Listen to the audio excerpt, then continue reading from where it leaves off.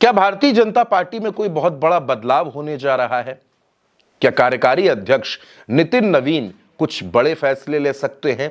Bharatiya Janata party और उत्तर प्रदेश से लेकर दिल्ली तक के सियासी गलियारों में आखिर ये चर्चा क्यों मची हुई है? बात करेंगे इन तमाम मुद्दों पर, अंदर की खबरों पर भी बात करेंगे। क्या चर्चा चल रही है, क्या चकल्लस है, उस पर भी बात करेंगे। नमस्कार, मेरा नाम चंद्रकांत है और आप उल्टा चश्मा यूसी देख रहे हैं।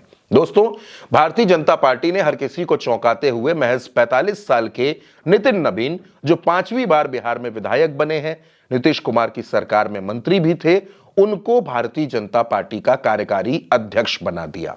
सबसे पहले बात कर लेते हैं कुछ देर नितिन नवीन के अध्यक्ष बनने पर, फिर हम खबर पर भी बात करेंगे।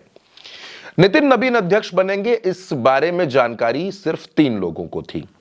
लोग ऐसा बताते हैं कि नरेंद्र मोदी ने एक मीटिंग बुलाई। ये एक ऑनलाइन मीटिंग थी, इसमें तमाम लोग जुड़े, बीएल संतोष, येदियुरप्पा, इनके अलावा अमित शाह और भी बहुत से लोग इस मीटिंग में जुड़े और कुछ मंथन हुआ।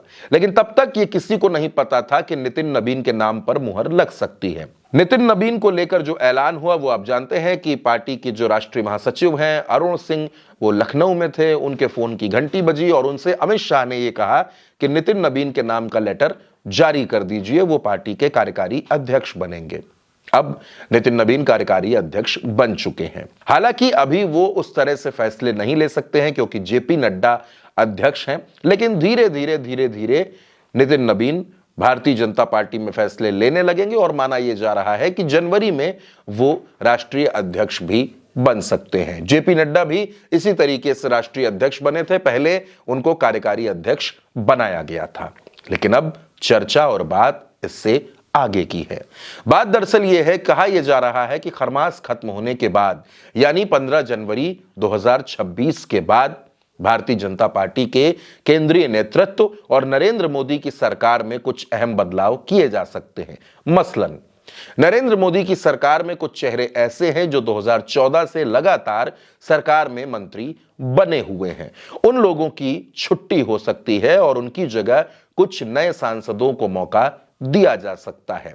इसी के साथ साथ भारतीय जनता पार्टी के केंद्रीय नेतृत्व में, चाहे वो महामंत्री हो या वो अध्यक्ष हो, उन तमाम लोगों में से एक आध को छोड़कर लगभग सभी बदले जाने हैं और ऐसे चेहरों की एंट्री होनी है जिनके बारे में न ज्यादा किसी ने सुना है, न ज्यादा कहीं चर्चा होती है।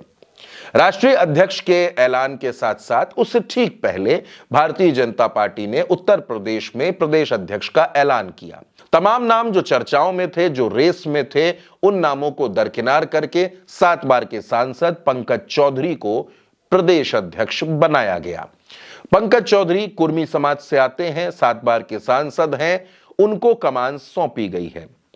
बीते दिनों इन यूपी के तमाम सांसदों के साथ पंकज चौधरी ने एक डिनर पार्टी भी रखी थी, उसमें भी तमाम पहलुओं पर चर्चा की गई।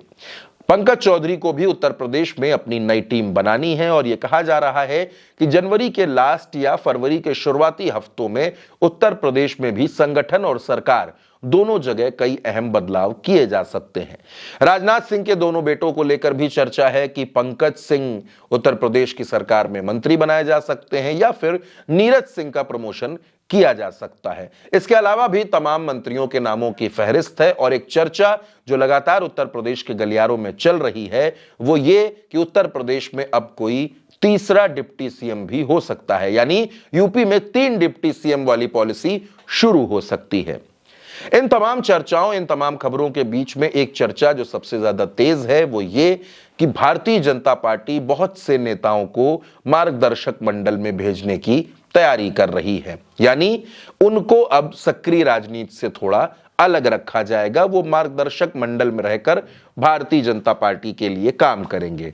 इनमें किन नेताओं का नाम है इसका तो अभी खुलासा नहीं हो सका है, लेकिन 2 इशारे जो मिल रहे हैं कि नरेंद्र मोदी की सरकार में 2014 से जो लोग मंत्री बनकर बैठे हैं वो लोग और जो लोग भारतीय जनता पार्टी के केंद्रीय नेतृत्व में बहुत दिनों से अहम पदों पर हैं वो लोग, उन सब की छुट्टी हो सकती है। उन सब की छुट्टी करके कुछ को मार्गदर्शक मंडल में भेजा जाएगा और बाकी लोगों की अलग अलग जिम्मेदारियां तय की जाएंगी। यानी खरमास खत्म होने के बाद भारतीय जनता पार्टी में लखनऊ से लेकर दिल्ली तक बहुत से अहम बदलाव देखे जाएंगे। संगठन और सरकार दोनों ही स्तर पर देखे जाएंगे। अब कौन मार्गदर्शक मंडल में जाएगा और किसकी लॉटरी खुल जाएगी, ये भारतीय जनता पार्टी जाने, क्योंकि बहुत से पत्रकार, बहुत से राजनीतिक विश्लेषकों का अनुमान कम से कम प्रदेश अध्यक्ष यूपी और राष्ट्रीय अध्यक्ष को लेकर सटीक नहीं बैठ पाया, वो गलत निकला।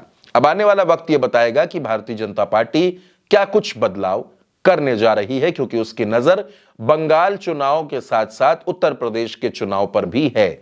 2026 और 2027 नितिन नवीन के लिए एक बड़ी परीक्षा की तरह होंगे, क्योंकि इन दोनों सालों में देश के कई अहम राज्यों में चुनाव भी होना है। फिलहाल इस खबर में मेरे साथ इतना ही। आप उल्टा चश्मा यूसी के साथ बने रहिए, जुड़े रहिए। नमस्कार।